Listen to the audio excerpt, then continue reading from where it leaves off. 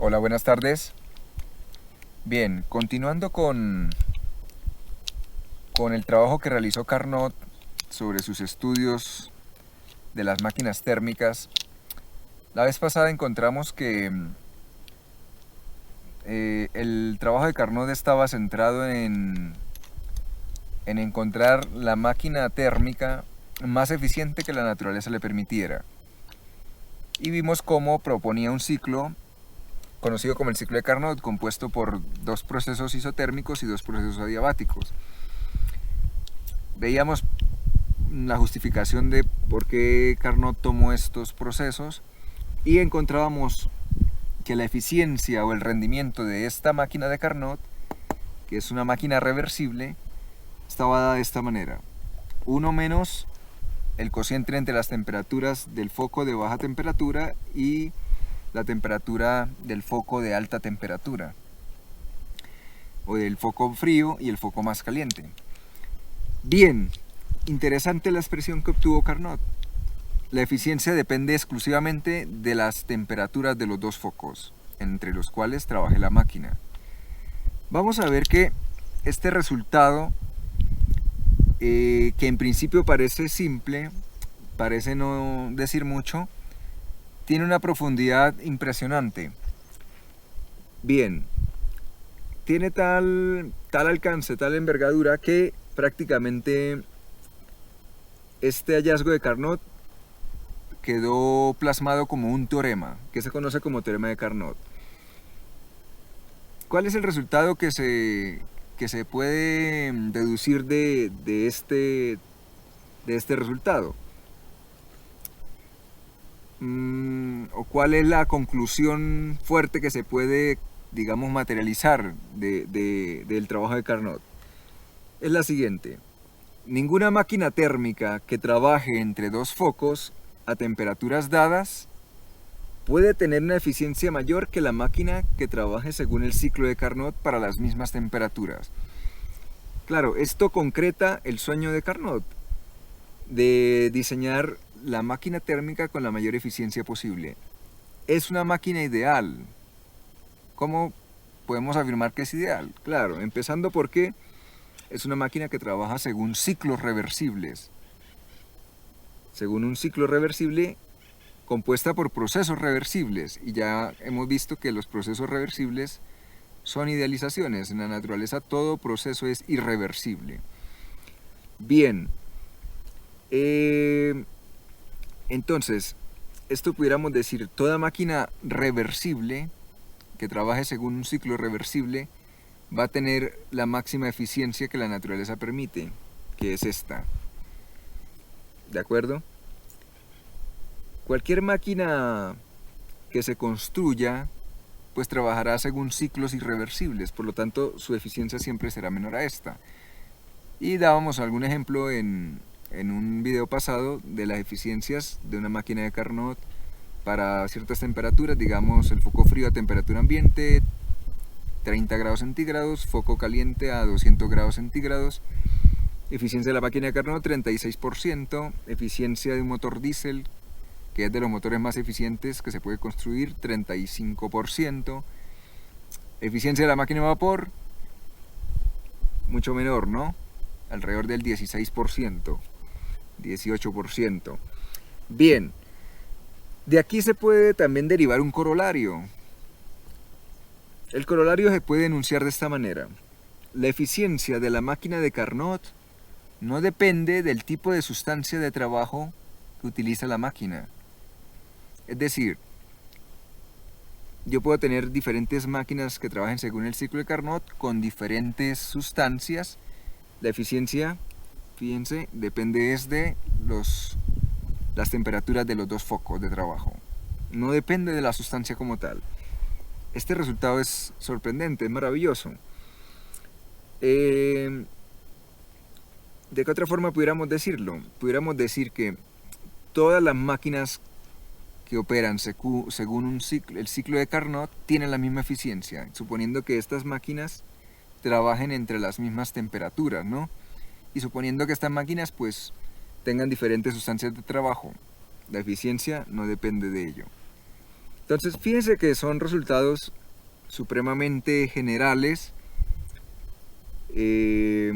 supremamente también concretos, y esto en el fondo ya es una manera de enunciar el segundo principio de la termodinámica. Entonces, este resultado de Carnot ya es una manera de enunciar la segunda ley. Vamos a demostrar el teorema de Carnot. El corolario lo pueden hacer ustedes haciendo un razonamiento similar. Vamos a concentrarnos en el corolario, en el teorema. Es decir, el demostrar que la máxima eficiencia será para una máquina que trabaje según un ciclo de Carnot o una máquina que sea reversible.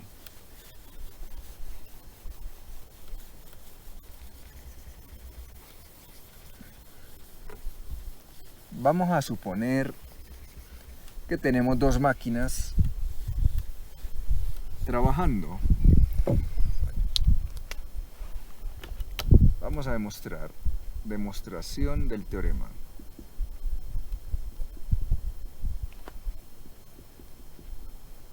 Del teorema de Carnot.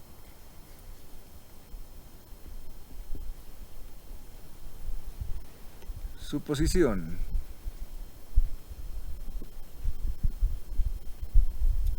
Vamos a suponer que tengo una máquina irreversible y tengo una máquina reversible que trabaje según el ciclo de Carnot.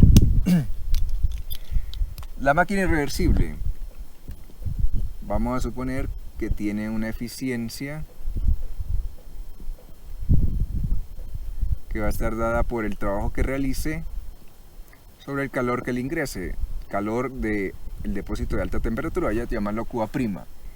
La máquina reversible también vamos a suponer que produce el mismo trabajo, pero requiere una cantidad de calor diferente, voy a llamarla QA. La suposición consiste en que voy a suponer que la eficiencia de la máquina irreversible es mayor que la de la máquina de Carnot.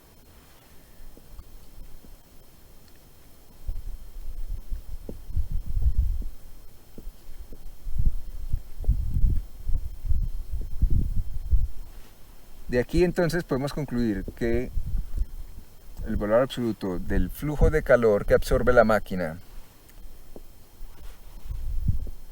del depósito de alta temperatura, la máquina de Carnot es mayor que el de la máquina irreversible. ¿De acuerdo? Claro, necesita más calor para producir el mismo trabajo. Vamos a suponer eso. Es por contradicción que vamos a demostrar que la máquina reversible es la que debe tener la mayor eficiencia. Entonces vamos a poner a trabajar estas dos máquinas en conjunto. Vamos a poner acá, este es el depósito de alta temperatura, este es el de baja temperatura. Aquí tenemos nuestra máquina irreversible, absorbe calor, QA', entrega un calor,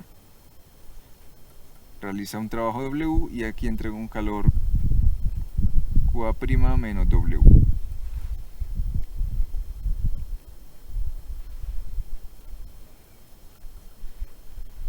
Y voy a ponerla a trabajar en conjunto con la máquina reversible, la de Carnot. Pero esta, como es reversible, la puedo poner a trabajar como refrigerador, ¿no? Porque el ciclo es reversible, puede trabajar en las dos formas y la eficiencia es la misma. Entonces esta le entra un trabajo, saca calor del depósito frío y lo envía al depósito caliente.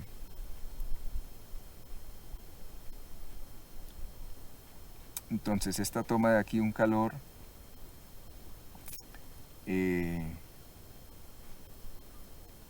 vamos a ponerlo así.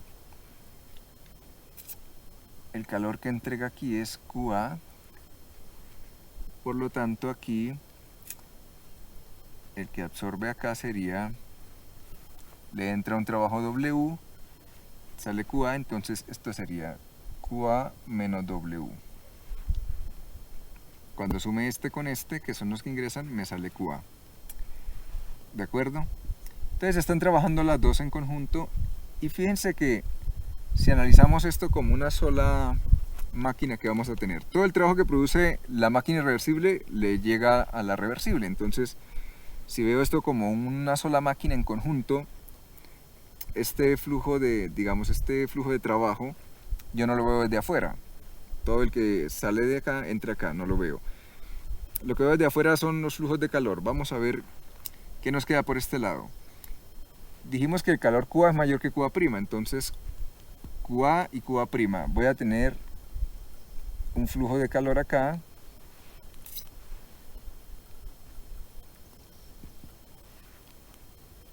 Tengo acá mi máquina. Voy a llamarla así, mi máquina equivalente de las dos. Y esto será QA menos QA'. Y abajo tengo también QA menos W, baja QA menos W, se cancelan los W y me queda un flujo de calor neto que es QA menos QA'. Fíjense, al asumir esta suposición, hemos llegado a que esta máquina en conjunto se comporta como una máquina que extrae calor de un foco frío y lo envía al foco caliente sin producir ningún otro cambio en el medio. No necesito un trabajo para realizar esto, lo cual pues es un proceso que en la naturaleza no se da. Esto no es posible.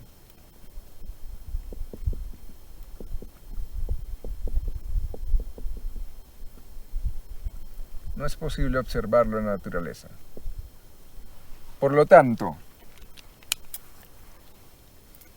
la suposición, el haber hecho esta suposición de que la máquina irreversible tiene una mayor eficiencia que la reversible me lleva a una máquina compuesta por estas dos que no existe, que no tiene sentido. Entonces uno podría pensar por reducción al absurdo, por contradicción, que tal suposición es falsa. Hagamos entonces la suposición siguiente. Vamos a suponer que la reversible tiene mayor eficiencia que la irreversible, que es lo que afirma el teorema de Carnot. Esto nos lleva entonces a que el calor que tiene que absorber la irreversible es mayor que el de la reversible. Y si esto es así, si este calor QA' es mayor que este, entonces cuando superpongamos estas dos máquinas, el trabajo de las dos, y lo veamos como una sola, nos va a dar que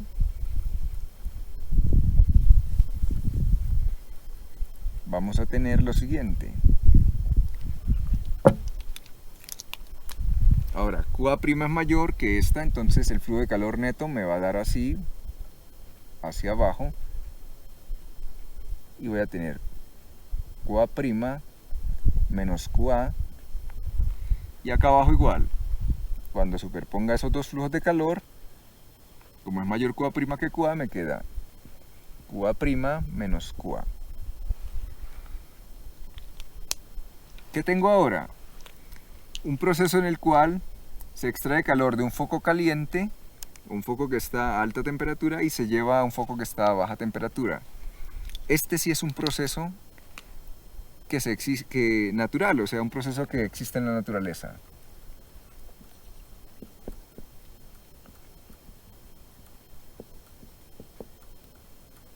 Es un proceso que se da en la naturaleza. Por lo tanto, esta suposición lleva a algo que es verdadero. Por lo tanto, lo que podemos afirmar con este análisis es que necesariamente la máquina de Carnot, que por ser reversible, tiene una eficiencia mayor que cualquier máquina irreversible. Bien, y así queda demostrado. Con este resultado, o con este par de resultados, tanto este teorema como el corolario, podemos entonces empezar a irnos hacia allá los enunciados de la segunda ley. Y vamos a ver que históricamente la segunda ley se enunció de dos maneras diferentes inicialmente.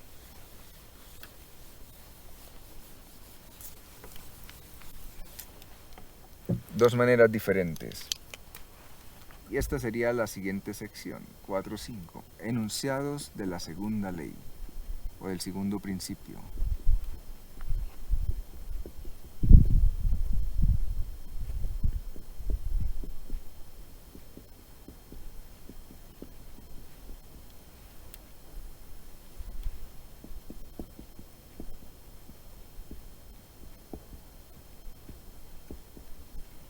Básicamente son dos. Vamos a ponerlo así. Enunciado de Clausius.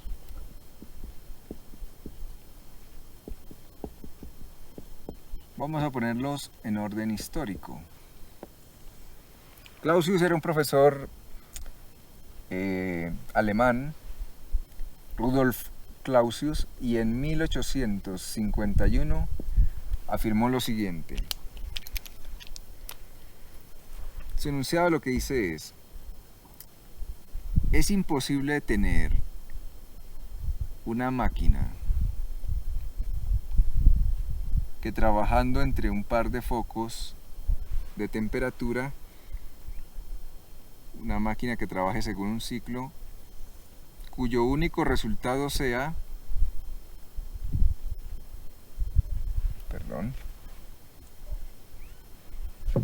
este resultado es el mismo que vimos hace un momento, ¿no? Cuando estamos demostrando el teorema de Carnot. Entonces aquí tenemos nuestra máquina.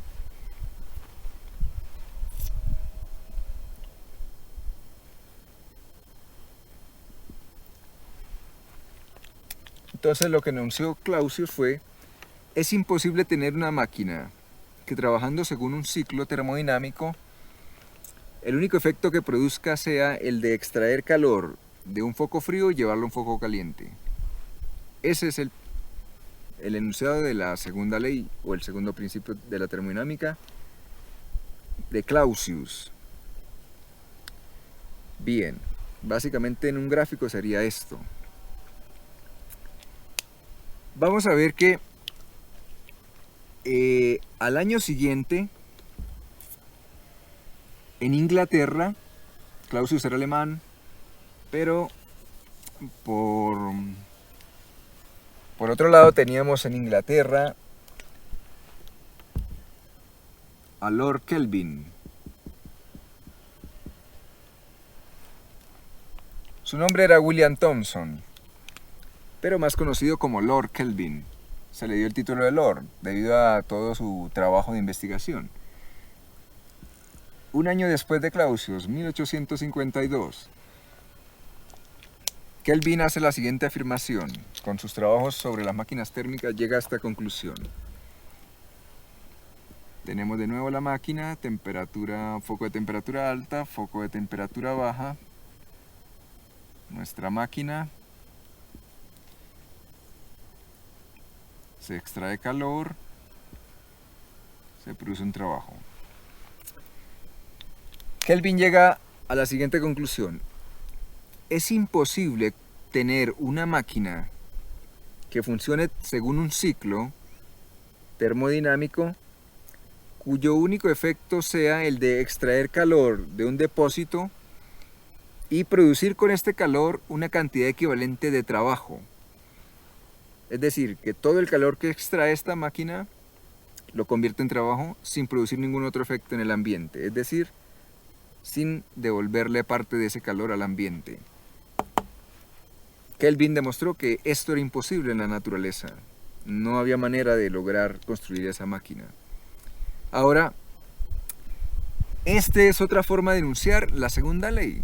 Son dos enunciados diferentes basados en máquinas térmicas. Sin embargo, pues parece que en principio no tuvieran como mucho en común. Vamos a demostrar ahora que estos dos enunciados son equivalentes.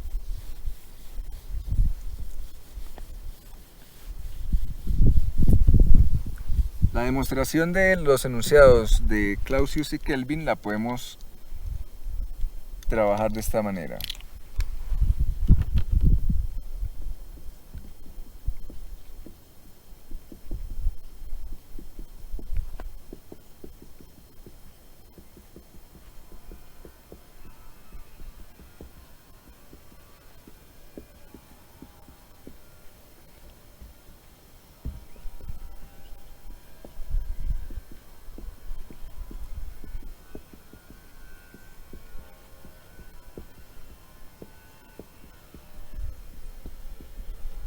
Vamos a ver cómo demostrar la equivalencia de estos dos enunciados. Entonces, se dice que dos enunciados o dos teoremas o dos resultados son equivalentes. En este caso, el de Clausius, voy a anotarlo con la letra C, es equivalente al enunciado de Kelvin si se cumple lo siguiente: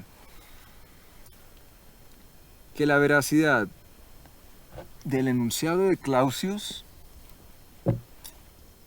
recuerden que dentro de la lógica matemática, dos enunciados son equivalentes si se logra demostrar que la veracidad del uno implica la veracidad del otro, o viceversa, ¿sí? Que la veracidad, en este caso, la veracidad del de Clausius implica la veracidad del de Kelvin, y además que la veracidad del de Kelvin implica la veracidad del de Clausius, o que la negación del enunciado de Clausius implica la negación del de Kelvin, y de la misma manera el inverso. La negación del de Kelvin implica la negación o la falsedad del de Clausius. Este menos representa negación o falsedad, ¿no? Si el enunciado de Clausius es verdadero, y esto implica que el de Kelvin sea verdadero,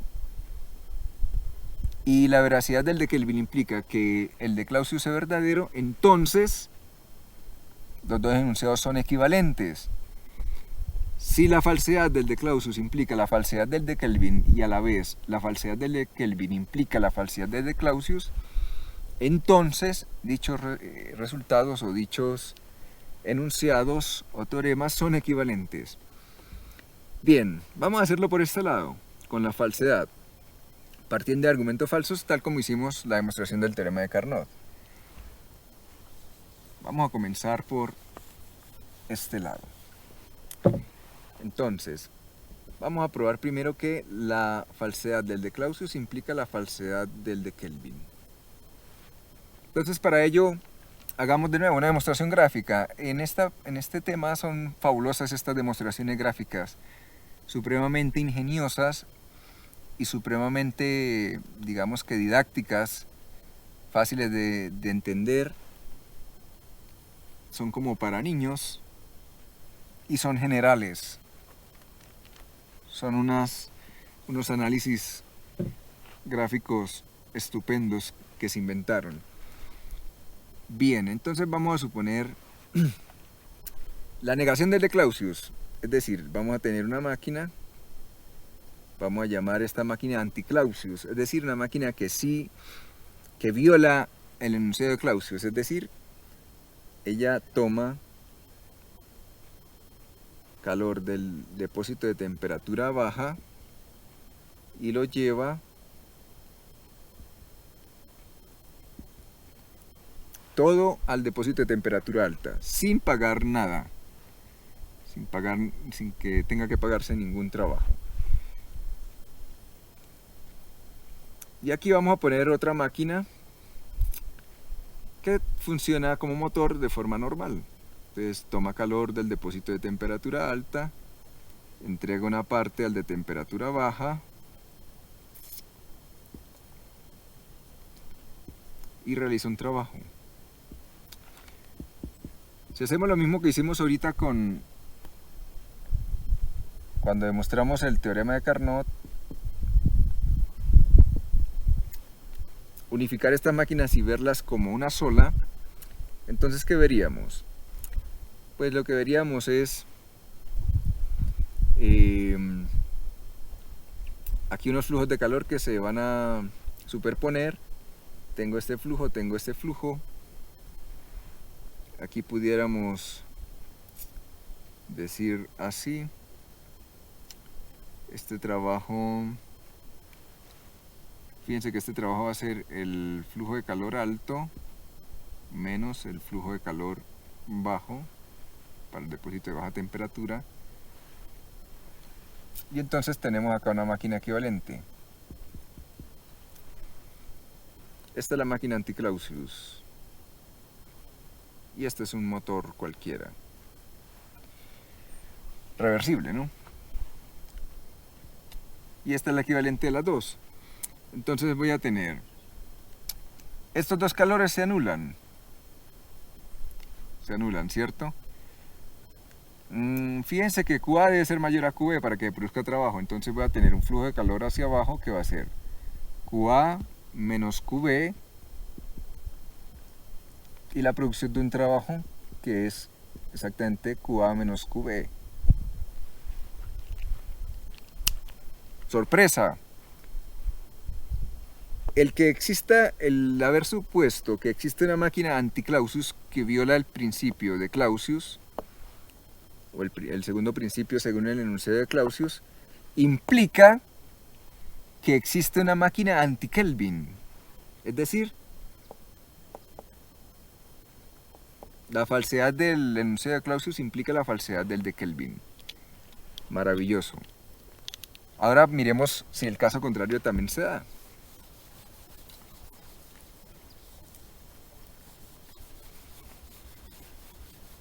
Veamos si la negación del enunciado de Kelvin implica, o la falsedad mejor, veamos si la falsedad del enunciado de Kelvin implica la falsedad del enunciado de Clausius. Es decir, que si existe una máquina que viola el enunciado de Kelvin, entonces existe una máquina que viola el de Clausius. Claro, esto hace que los dos enunciados estén amarrados completamente. ¿De acuerdo? O sea, muestra que hay una equivalencia entre los dos. Hagamos lo mismo, hagamos una demostración gráfica. Tenemos el depósito de alta temperatura. Tenemos el depósito de baja temperatura. Tengo mi máquina anti-Kelvin, es decir, que ella trabaja así. Toma un calor, produce un trabajo, y este trabajo es completamente igual a el calor que tomó. Y aquí tenemos una máquina cualquiera, un refrigerador. Un refrigerador que coge ese trabajo y me extrae calor del foco frío y me lo lleva al foco caliente. ¿De acuerdo?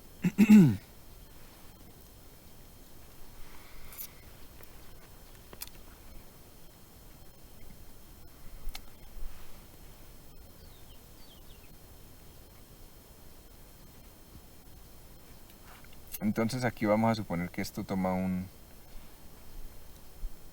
Vamos a suponer que esto es un calor...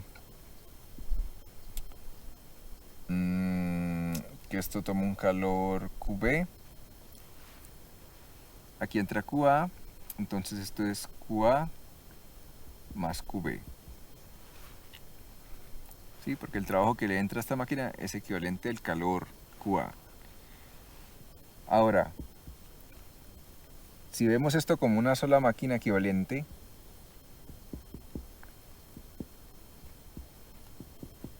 ¿qué vamos a tener? La superposición de estos dos flujos. Fíjese que todo el trabajo que produce esta se lo come esta. Entonces ese trabajo no se va a ver desde afuera, viendo esto como una única máquina. La superposición de estos dos flujos me va a dar, baja un flujo QA entra a la máquina, un flujo QA sale acá más QB, entonces termina saliendo un flujo QB, y por abajo solo tengo el flujo QB que ingresa en el refrigerador. Sorpresa, me aparece que la equivalencia de estas dos máquinas, la máquina equivalente, es una máquina anti-Clausius. De nuevo entonces vemos que el haber supuesto que existe una máquina que viola el principio de Kelvin, o el enunciado de Kelvin, el segundo principio según el enunciado de Kelvin, entonces implica la existencia de una máquina que viola el segundo principio según el enunciado de Clausius. Conclusión: los enunciados de Clausius y Kelvin son equivalentes. Conclusión maravillosa. Es una demostración general, es una demostración aparentemente pues muy simple, parece para niños, pero es una demostración formal. Bien, lo que viene entonces es empezar a ver un poco más en profundidad. Fíjense que vamos profundizando la implicación que va a tener estos dos enunciados en la visión que tenemos de todo el universo y cómo esto nos va a llevar al concepto de entropía. Bien, les agradezco mucho su atención y no se pierdan las próximas videoclases.